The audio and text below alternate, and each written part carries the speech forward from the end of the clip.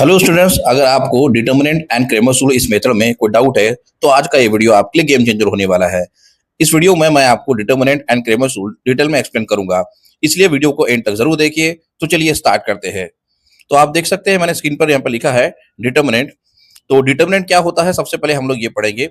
तो यहाँ पर आप देख सकते हैं मैं इस तरह से वर्टिकल लाइंस ड्रॉ कर रहा हूँ और यहाँ पे कुछ एलिमेंट्स लिख रहा हूँ, A then C then B then D. ठीक है, इस तरह से मैंने एलिमेंट्स लिखे हैं।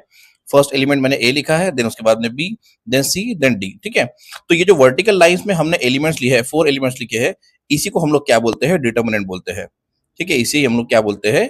डिटर्मिनेंट बोलते हैं। ठीक है, और हमेशा ये चीज याद रखोगे आप, जब भी जो डिटर्मिनेंट होता है उस डिटर्मिनेंट को हम लोग कैपिटल लेटर से डिनोट करते हैं, जैसे कि ए हो गया है ना, बी हो गया, इस तरह से अप टू जेड जो है हम लोग डिटर्मिनेंट को डिनोट करते हैं, रिप्रेजेंट करते हैं। ओके, अब इस डिटर्मिनेंट की अगर आपको वैल्यू फाइंड करनी है तो हमारे पास में एक फॉर्मूला दिया है। जैसे यहाँ पे हम लोग लिख रहे हैं A B then C D. Okay, इसकी वैल्यू अगर आपको फाइंड करनी है तो आप इस तरह से मल्टीप्लाई करोगे, पर आप ए से डी मल्टीप्लाई करोगे, A into D minus B into सी।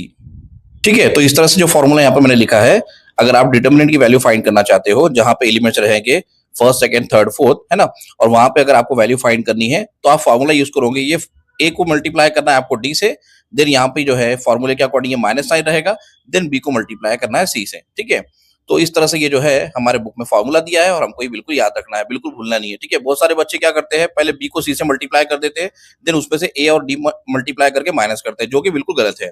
हमेशा आपको ये अच्छे से फॉर्मूला याद रखना है, A D minus B C. Exam में एक क्वेश्चन आता है most of the time, find the value of degree of determinant. ठीक है, तो यहाँ पे आप देख सकते हैं कि अगर हम लोग को इस डिटर्मिनेंट की डिग्री फाइंड करना है तो आपको एक छोटा सा कंसेप्ट याद रखना पड़ेगा। जैसे फिर से मैं यहाँ पे एक बार डिटर्मिनेंट लिखता हूँ, A B and C D. ठीक है, तो इस डिटर्मिनेंट की हमको डिग्री फाइंड करनी है, तो आप थोड़ा सा इस चीज को ध्यान रखोगे। हमारे पास में ये जो ए बी दिख रहा है ना, और ये सी डी दिख रहा है, तो ए बी जो है ये फर्स्ट रो में दिया है और सी डी जो है सेकेंड रो में है। ठीक है, वैसे ही देख सकते हैं आप यहाँ पर ए एंड सी जो है ये फर्स्ट कॉलम में है, एंड बी एंड डी जो है ये हमारे पास में सेकेंड कॉलम में है। ठीक है, यहाँ पर A B and C D ये हमारे पास में 2 रोज है। ओके, यहाँ पे 2 रोज दिए है, ये फर्स्ट रो में ए बी एलिमेंट है, सेकेंड रो में जो है सी डी एलिमेंट है। वैसे अगर देखा जाए तो ए सी एंड बी डी इस तरह से ये 2 कॉलम्स के एलिमेंट्स दिए हैं, ये हमारे पास में 2 कॉलम्स में एलिमेंट्स दिए हैं। ठीक है, तो यहाँ पे 2 रोज एंड 2 कॉलम्स है, इस वजह से ये जो डिटर्मिनेंट है इसकी डिग्री कितनी हो जाएंगी? 2। तो यहाँ पे ऐसे लिख सकते हैं हम लोग, डिग्री ऑफ डिटर्मिनेंट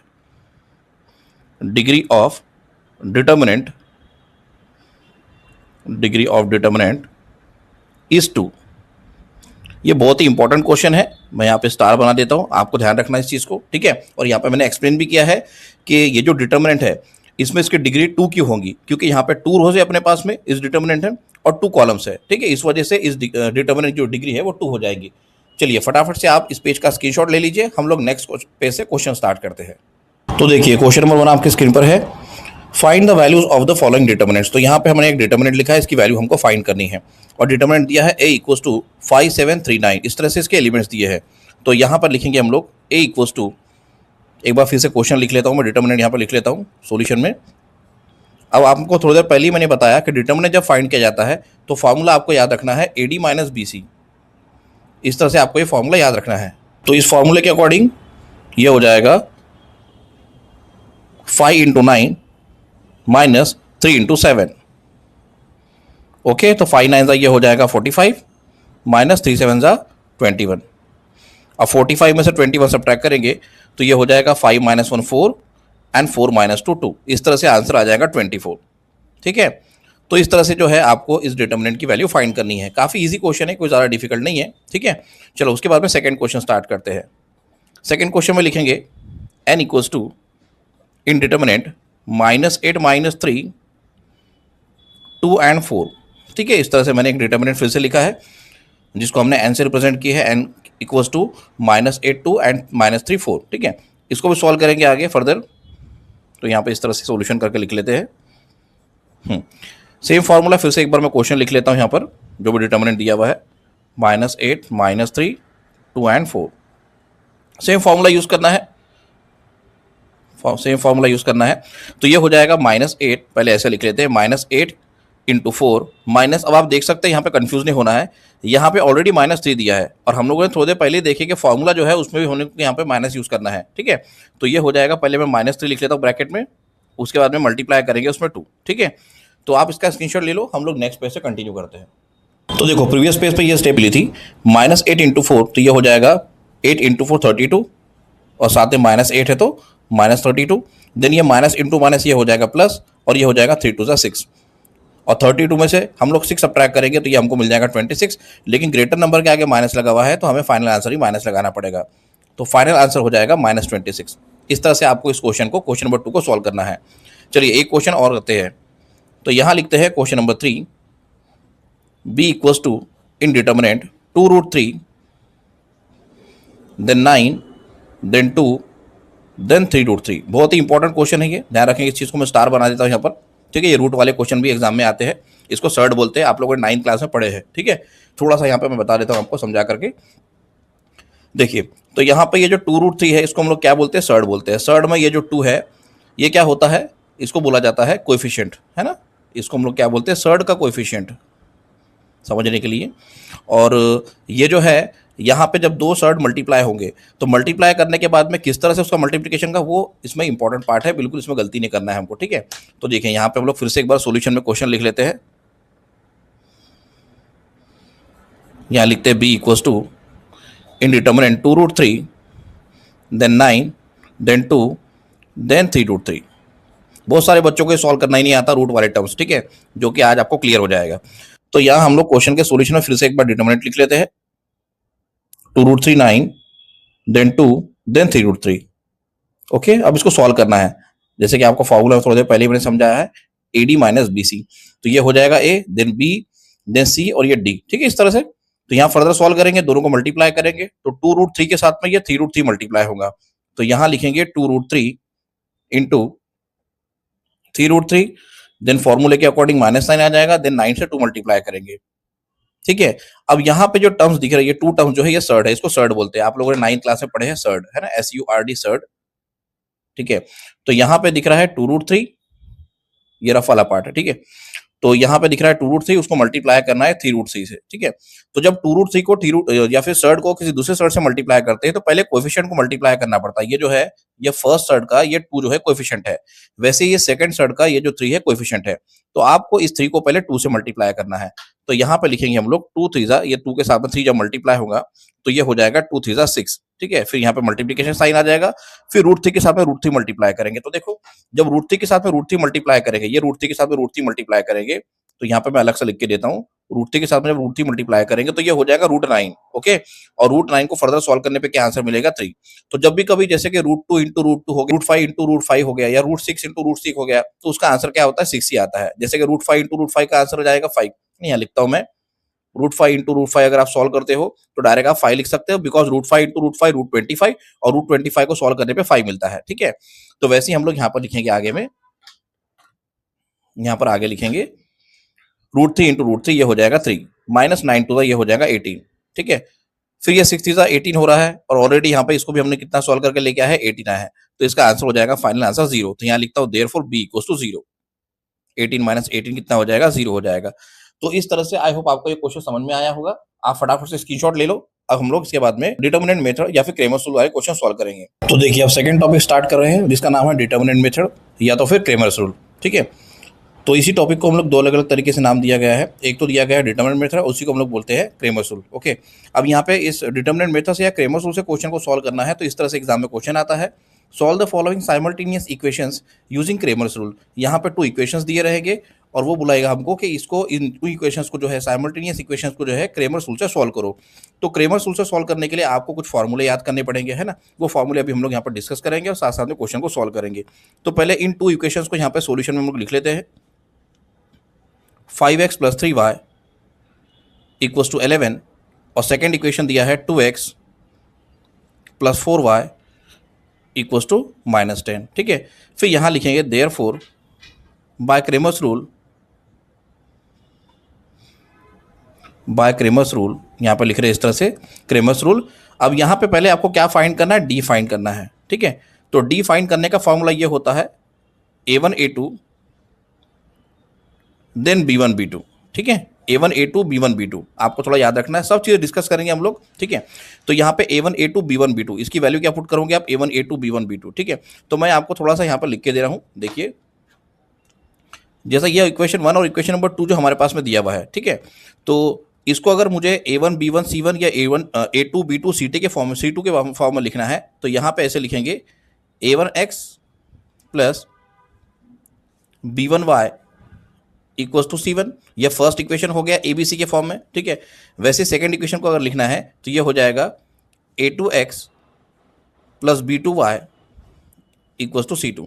तो आप देख सकते हैं ये जो D हमको यहाँ पे फाइंड करना है, इस D फाइंड करने के लिए आप देख सकते हैं जो एलिमेंट्स है उनके पोजीशन क्या है, A1 A2 and B1 B2।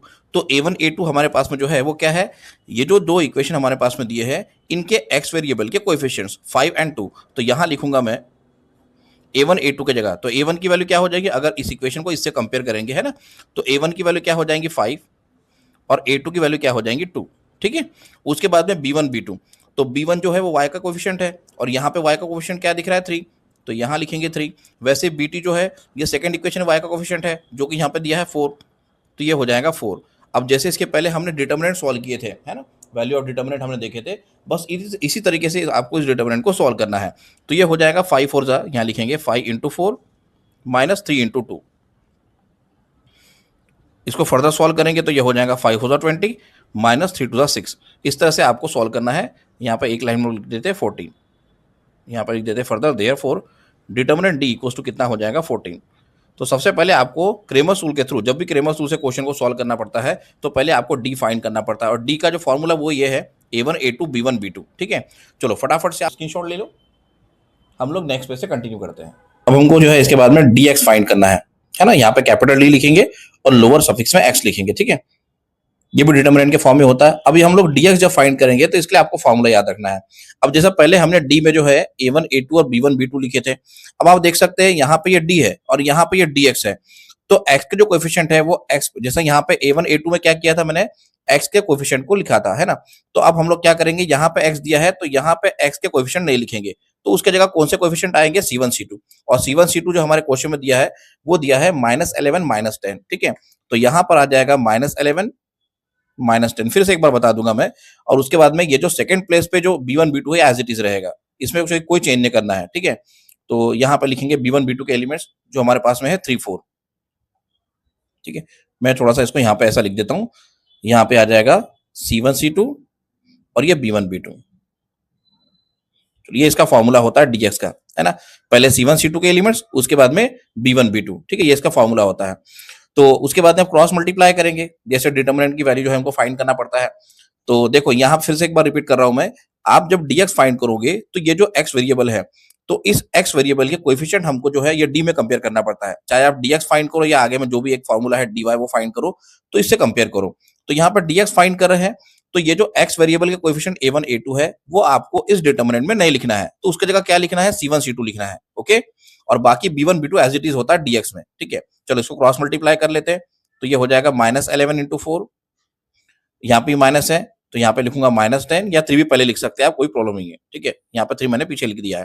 तो ये हो जाएगा -44, 11 इंटू 4 और साथ में माइनस है तो -44, देन ये माइनस इंटू माइनस प्लस हो जाएगा और 10 को 3 से मल्टीप्लाई करेंगे तो ये हो जाएगा 30। अब 44 में 30 सब्ट्रैक्ट करेंगे तो 14 और ग्रेटर नंबर के आगे माइनस है तो ये हो जाएगा -14। तो यहाँ पर dx की वैल्यू कितनी मिल रही है, -40 मिल रही है, ठीक है। अब इसके बाद में हमको फाइंड करना है dy, लोअर सफिक्स में y लिखेंगे आप, यहाँ इसके एलिमेंट्स लिखेंगे। अब जब dy फाइंड करेंगे तो इसका फॉर्मूला होता है, यहाँ लिखेंगे A1 A2 और यहाँ पे आ जाएगा C1 C2, ठीक है। इस तरह से इसका फॉर्मूला है, ठीक है। ये फॉर्मूला भी याद करने का मैं शॉर्ट ट्रिक आपको लास्ट में इस क्वेश्चन के बताऊंगा, ठीक है। तो देखो यहाँ पर dy फाइंड करने के लिए मैंने एलिमेंट्स लिखे हैं A1 A2 C1 C2। तो A1 A2 जो कहां से मिलेगा हमें, ये 2 इक्वेशंस के x वेरिएबल के कोएफिशिएंट से। तो A1 A2 हमारे पास में है 5 and 2, यहाँ लिख लेते हैं 5 and 2।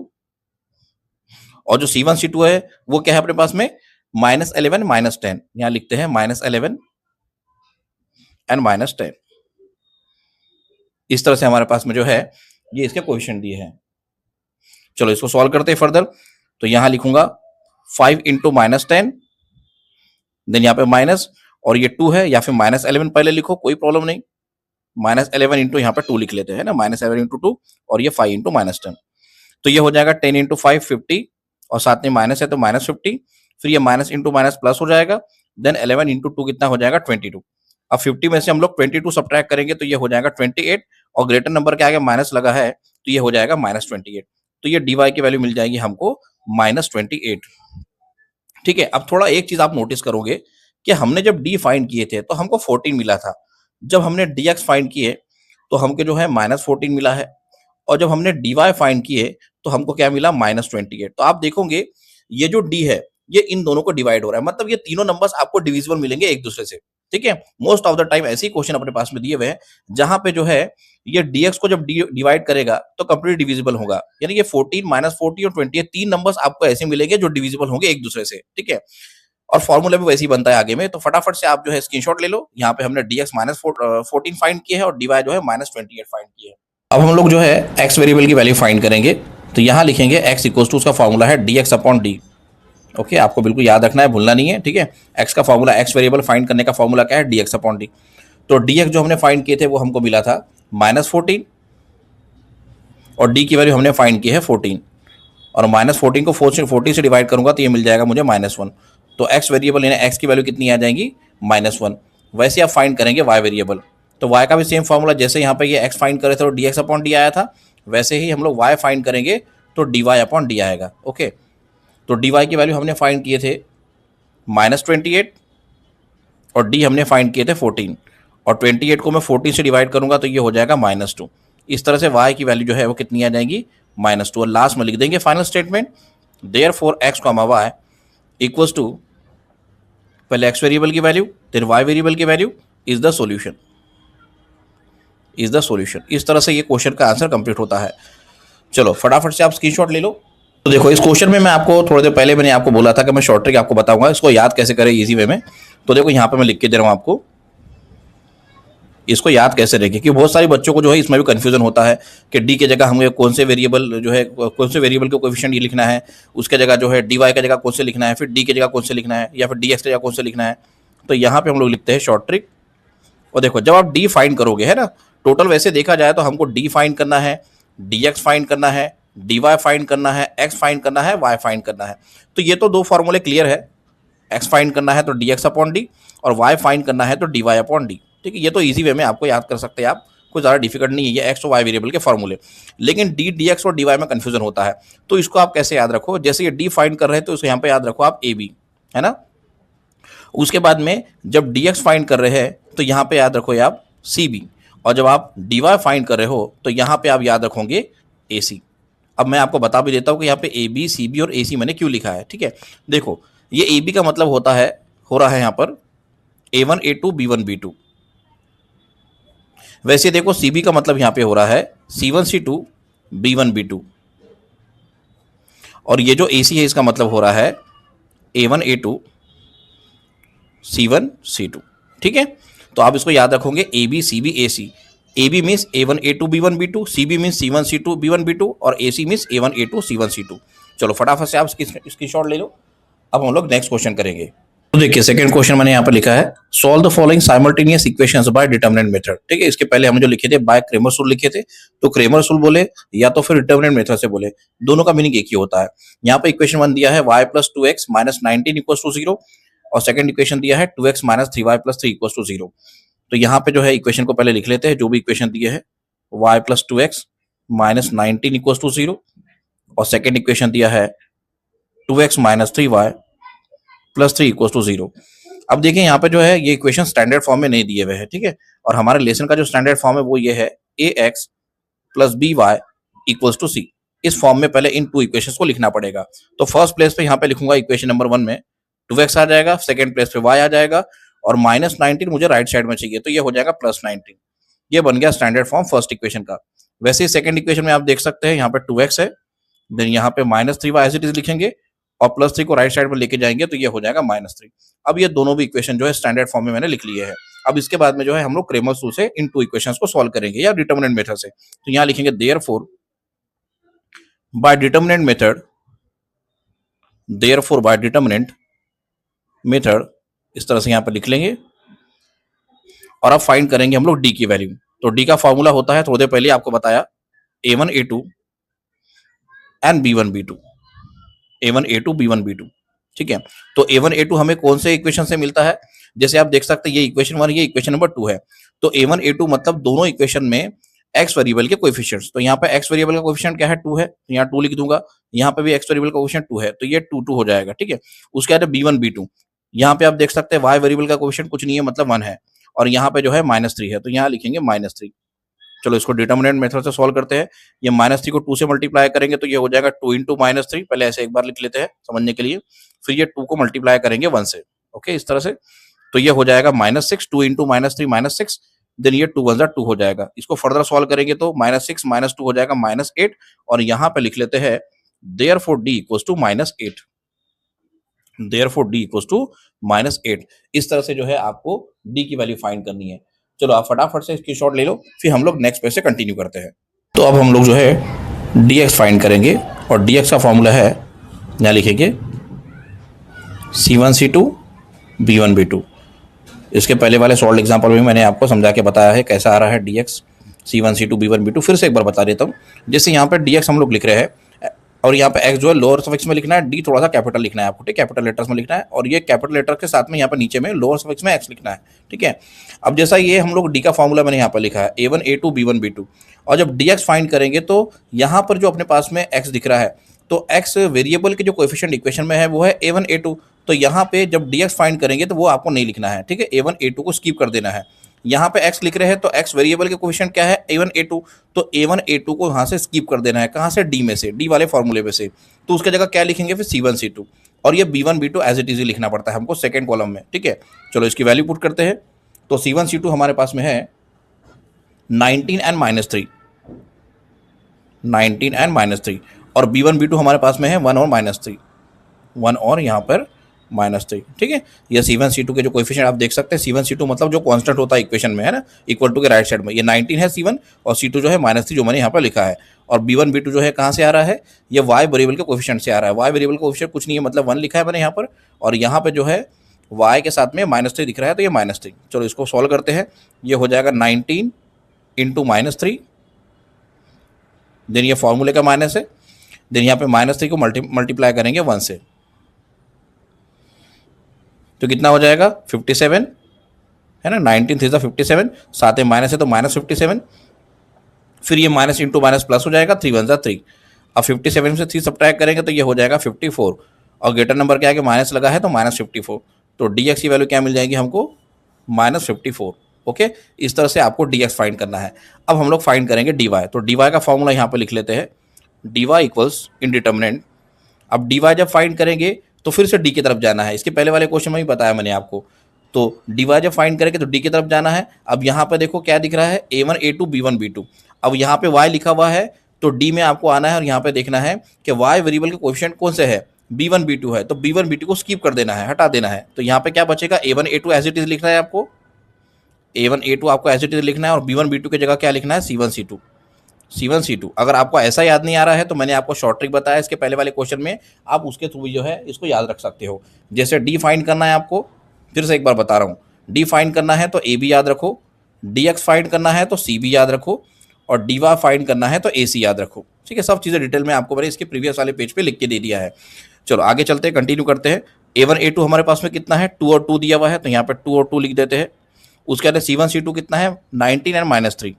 यहाँ लिखूंगा 19 और यहाँ लिखूंगा -3। चलो यहाँ पे क्रॉस मल्टीप्लाई करते हैं, 2 के साथ में -3 मल्टीप्लाई होगा, फिर फॉर्मूले के अकॉर्डिंग -9 लिखेंगे, फिर 19 के साथ में 2 मल्टीप्लाई होगा, तो ये हो जाएगा -3 इंटू 2 -6, देन -19 2 38, फिर 38 और 6 यहाँ पे दोनों का एडिशन होगा क्योंकि -6 -38 है, तो 38 में 6 ऐड करूंगा मैं, तो ये हो जाएगा 44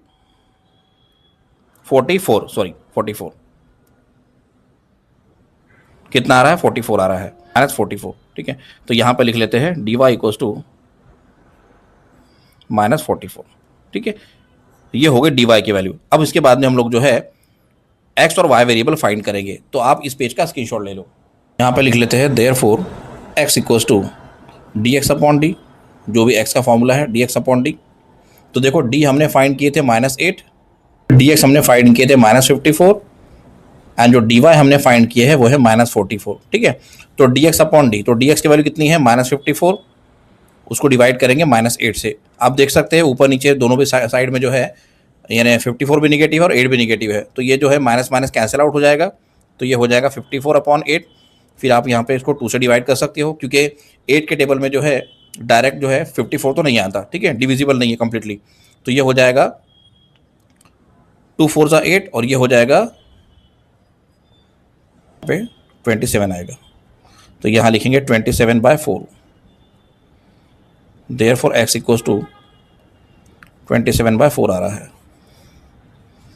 उसके बाद में y फाइंड कर लेते हैं, तो यहाँ लिखते हैं y equals to D Y upon D, तो डी वाई की वैल्यू हमारे पास में है -44 और डी जो है वो -8 है, माइनस माइनस कैंसिल आउट हो जाएगा, 44/8 आ रहा है। इसको फर्दर सॉल्व करेंगे तो ये हो जाएगा 4 1 ज़ा 4, ये भी 4 1 ज़ा 4 और ये 4 2 ज़ा 8 है ना, ये देखो 4 2 ज़ा 8 हो जाएगा, 4 से डिवाइड कर रहा हूँ मैं दोनों नंबर को, न्यूमरेटर और डिनोमिनेटर को, तो ये 4 2 ज़ा 8 हो गया और ये 4 11 ज़ा 44। ठीक है, तो यहाँ पे y की वैल्यू कितनी मिल रही है 11/2 आ रही है। जैसे आपको x और y की वैल्यू फाइंड करनी है, यहाँ पे फाइनल स्टेटमेंट लिख देते हैं, therefore x, y equals to 27/4, 11/2 is the solution. तो यहाँ पे हमारा प्रैक्टिस 1.2 इंट्रोडक्शन क्लास कंप्लीट हो गया है। चलो फटाफट से आप जो है स्क्रीनशॉट ले लो। यहाँ प्रैक्टिस 1.3 का इंट्रोडक्शन क्लास कंप्लीट हो गया है। अगर आपको ये वीडियो पसंद आया तो लाइक और शेयर करो एंड स्कोरिंग अकेडमी चैनल को सब्सक्राइब जरूर कर लो। मिलते हैं नेक्स्ट वीडियो में।